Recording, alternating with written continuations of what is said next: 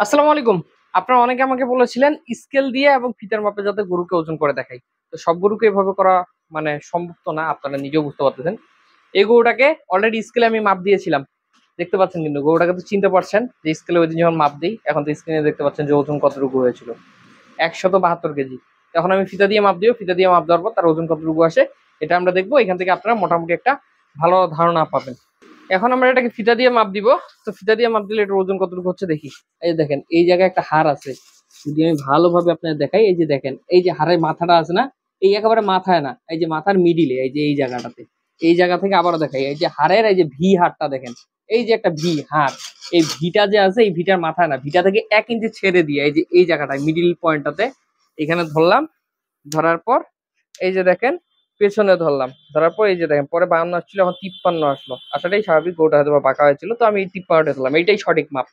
তো 53 ইঞ্চি, এই যে দেখেন 53 ইঞ্চি। এখন এটা আমি বুকের ব্যাটটা মাপ দিব। বুকের ব্যাটটা মাপ দেওয়ার জন্য আমাকে ওকে পুরো বুকের মাপটা আগে নিতে হবে। যারা ফিতা দিয়ে মাপ দিতে জানেন তারা তো জানেন, যারা জানেন না এখানে শিখেও নেন, এখানে আমি আপনাদের দেখাই দিব কিভাবে মাপতে হয়। তো এই যে দেখেন, একটু কাছ থেকে দেখাও, 59 ইঞ্চি। এখানে কোনো কিন্তু মানে আপনাদের কি বলবো, একেবারে টান টান করে কোনো বেশি ধরা হয়নি। আবারও দেখে, অনেকে বলতে পারেন যে ভাই আঙ্গুল ভিতরে ঢুকায় রাখেন নাকি। এই যে দেখেন, একেবারে এই পর্যন্ত আসছে, ভালোভাবে দেখেন, এই পর্যন্ত আসছে, একেবারে টান টান করে নিছি, মানে এর থেকে টাইট করা সম্ভব না। এখন ইঞ্চিটা যদি আমি এখানে দেখি, পুরো 5 ফিট, অর্থাৎ এখানে আমরা পাইলাম 5 ফিট, ওইখানে পাইছি আমরা 53 ইঞ্চি। এখন গরুর ফিতা দিয়ে ওজন মাপার যে পদ্ধতিটা সেটা হলো, এই যে আমরা লম্বাটা যে পাইলাম, এই লম্বাটা আমরা একবার নিব, নেওয়ার পর এই বুকের যে ব্যাটটা পাইলাম এটা আমরা দুইবার নিব, নিয়ে এটা আমরা গুণ করব। তো তাহলে আমাদের কি করতে হবে, তাহলে আমাদের যেটা কাজ সেটা হলো, আমি যদি আপনাদের দেখাই, এই যে আমি এই লম্বাটা পাইছি 53 ইঞ্চি, 5 3 53 গুণন এই যে এই বুকের ব্যাটটা 5 ফিট, অর্থাৎ 60 ইঞ্চি আমি পাইছি, গুণন 60। আবারও আমার যে কাজ, গুণ, আবারও এই যে এটা পাইছি, এটা 60, এই যে 60।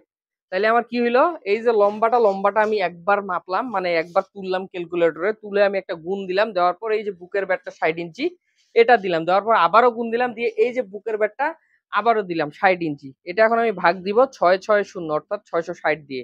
আমার যে মূল কাজ আবারও শুনিয়েন, এই যে লম্বাটা একবার আমাকে নিতে হবে, নিয়ে এই লম্বার সাথে গুণ করতে হবে বুকের ব্যাটটা, এই যে এইটা পাইলাম, বুকের ব্যাটটা এইটা দুইবার, অর্থাৎ লম্বা গুণন বুকের ব্যাট গুণন বুকের ব্যাট ভাগ 660। তো 660 দিয়ে ভাগ দিলে আমার এখানে ফলাফল আসতেছে 289 কেজি। গরুর ওজন হলো 272 কেজি। এখানে আসলে 289 কেজি, অর্থাৎ 17 কেজি ওজন বেশি দেখাইলো। ফিতাতে বেশি দেখায়, ফিতাতে কম দেখায় না। ফিতাতে আবার মোটা গরু গিয়ে কমে যায়, যেটা আমি কুরবানিতে আপনাদের দেখাইছিলাম যে মোটা গরু ফিতাতে গিয়ে কমে যাচ্ছে, বাট শুকনো গরু ফিতাতে গিয়ে বেড়ে যাচ্ছে। কাজে ফিতা দিয়ে শুকনো গরুর একুরেট ওজন পাওয়া যায় না, মোটাটা অনেকটাই পাওয়া যায়।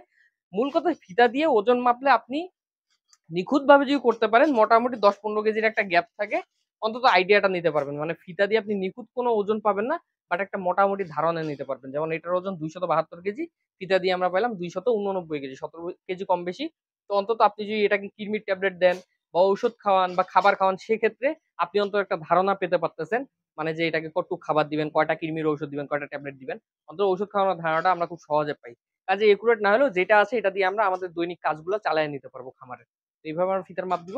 এবং আপনারা যারা জানতে চাইছিলেন ফিতা এবং স্কেলের মাপের তফাৎ কতটুকু হচ্ছে, ঠিক এতটাই হচ্ছে। স্কেলে ছিল 272 কেজি, ফিতা দিয়ে আসলো 289 কেজি। ধন্যবাদ সবাইকে, আসসালামু আলাইকুম।